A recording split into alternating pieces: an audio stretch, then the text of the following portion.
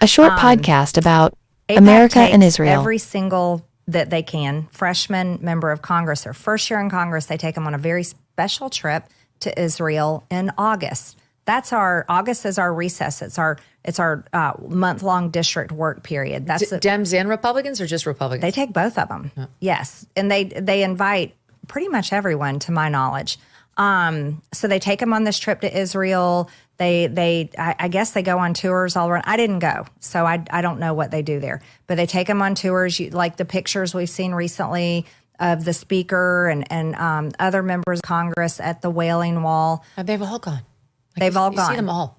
And they wear the kippah. Mm-hmm. And even though they're Christians, they're not Jewish, but yet they're adorning Jewish attire, and they're at these Jewish religious sites. Mm-hmm. Then they also meet with different members of the Israeli government. Now, we got to recognize the Israeli government is secular. This is not the biblical Israel. It is the secular government of Israel.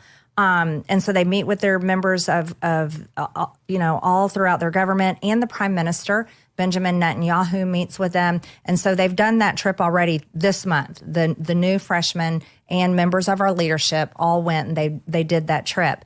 Here's what else they do. AIPAC takes influencers. They take really big people like you. They want you to come over there. They want to pull you in because they want to pull you on their side.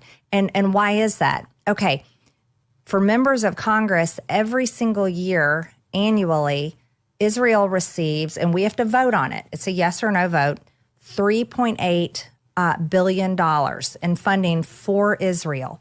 Now, what does that money mean? Well, they'll say, "Oh, well, this is for Israel. It's them to be able to defend themselves. They're the only democracy in the Middle East. Yep. They're constantly under attack. They're surrounded by their enemies who wants to win points." However, let's flip over and look at, what does this mean? Number one, Israel is doing so well with their economy, and I'm excited for them. This is a big deal. I wish we were doing this good. We're $37 trillion in debt. Israel is less than $400 billion in debt. Less than. If you're an Israeli citizen, you have government-funded health care and you have government-funded college. So why is America having to give Israel $3.8 billion? If they're doing so great and they're funding health care and college, and their government is their economy is doing so well and their tax revenue is so good that they're less than $400 billion in debt, why is dead broke America having to send $3.8 billion?